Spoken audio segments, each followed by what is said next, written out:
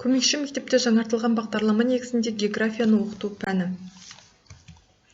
Тақырыбымыз: көмекші мектептегі географияны оқыту әдістері. Жоспары: география сабақтарында қолданылатын дәстүрлі және заманауи оқу әдістері туралы түсінік. Екінші: көмекші мектеп географиясының дәстүрлі оқыту әдістері. Үшінші: оқушылардың ой өрісін дамытуға мүмкіндік беретін заманауи оқыту әдістерінің жеке түрлері. География оқу пәнінің мақсаты: білім алушыларға қолжетімді географиялық түсініктерді және оларды күнделікті әрекетте пайдалану біліктерін қалыптастыру. Негізгі міндеттер: білім алушыларға айналадағы әлемнің табиғи объектілері мен теоретикалық әрекеттілігін хабарлау, жеке табиғи құбылыстар арасындағы адам мен табиғат арасындағы байланысты түсіндіру, табиғатқа диалектикалық материалистік көзқарастарын қалыптастыру, табиғат және табиғи құбылыстарды жүйелеу, бақылау көмегімен білім алушылардың жеке тәжірибесін байыту, білім алушылардың табиғатты қорғау сезімдерін тәрбиелеу, білім алушылардың көрнекі бейнелік және сөздік логикалық ойлауын дамытуға, сөздік қорын кеңейтуге, байланыстырып сөйлеуін дамытуға себептесу. География бойынша оқу процесін ұйымдастырудағы педагогикалық тәсілдер арнайы педагогика қағидаларына сәйкес жүзеге асырылады. Бірінші: жеңіл ақыл-ой кемістігі бар білім алушыларды оқытудың түзете дамыту бағыттылығы оқу әрекетінің арнайы әдістерімен және тәсілдерімен қамтамасыз етіледі. Ескерілетін жағдай: ойлау процестерінің енжарлығы, танымдық белсенділіктің төмендігі, ойлау қызметінің жалпылау және абстракциялау әлсіздігі, сөйлеу тілі дамуының кешеуілдеуі. Білім алушылармен жұмыс барысында жеке тәжірибеге және бақылауға, экскурсияға, өлкетану мұражайына сүйенеді. Екінші: оқытудың әлеуметтік бейімдеу бағыттылығы тұлғаның әлеуметтік бейімсіздігін жеңу немесе азайтуды болжайды. Әлеуметтік өмірге қатысуға қажетті тәртіп нормаларын, өмірлік дағдыларды білім алушылардың меңгеруі бойынша арнайы жұмыс қарастырылады.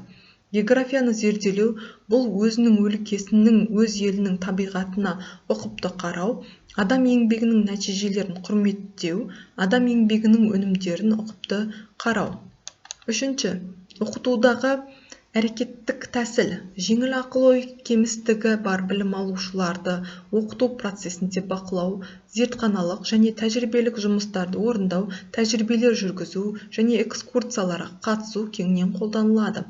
Қоршаған аймақпен байланысты тақырыптарды зерделеу барысы бойынша экскурсиялар өткізуде өлкетану элементтері енгізіледі.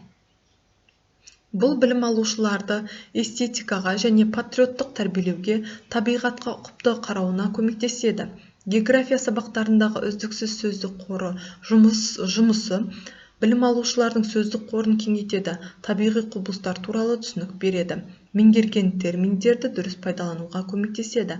Нақты аймақпен танысудан үлгілерге, глобусқа, картаға ауысуы білім алушылардың абстрактылы ойлау элементтерін дамытуға көмектеседі.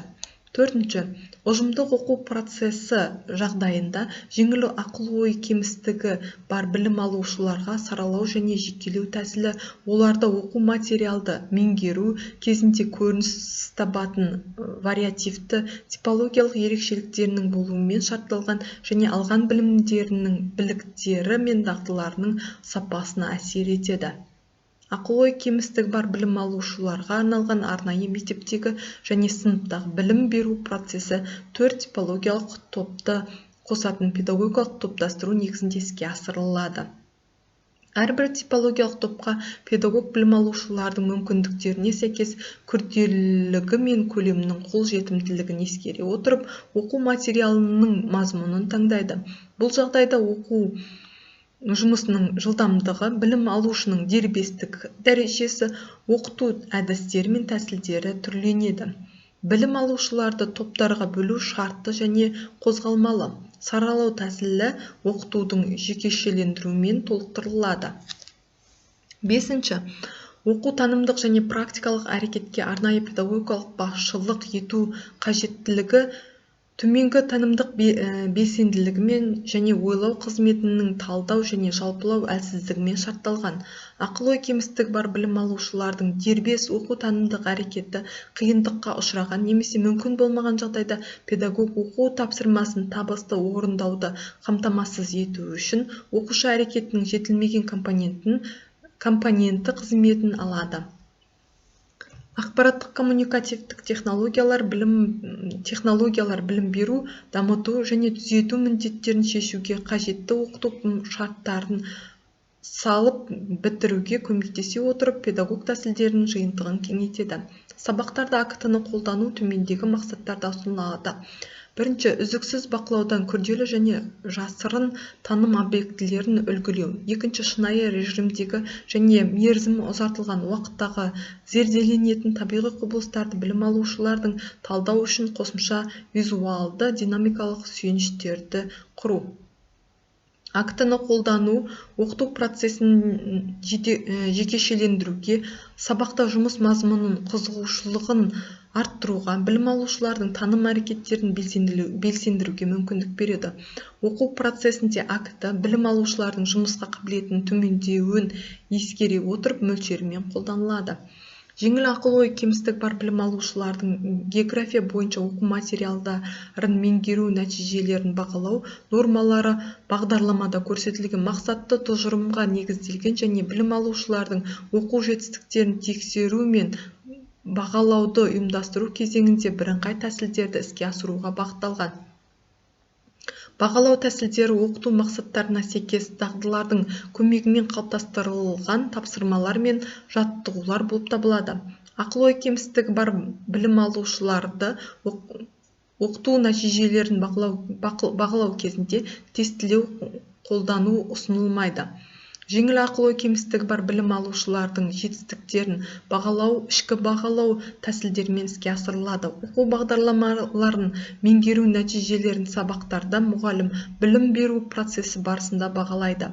Арнайы педагогика қағидасын қолдану ақыл-ой кемістігі бар білім алушылардың педагогикалық процесс негізінде құрылатын диагностика мен түзету дамыту жұмыстарының бірлігі.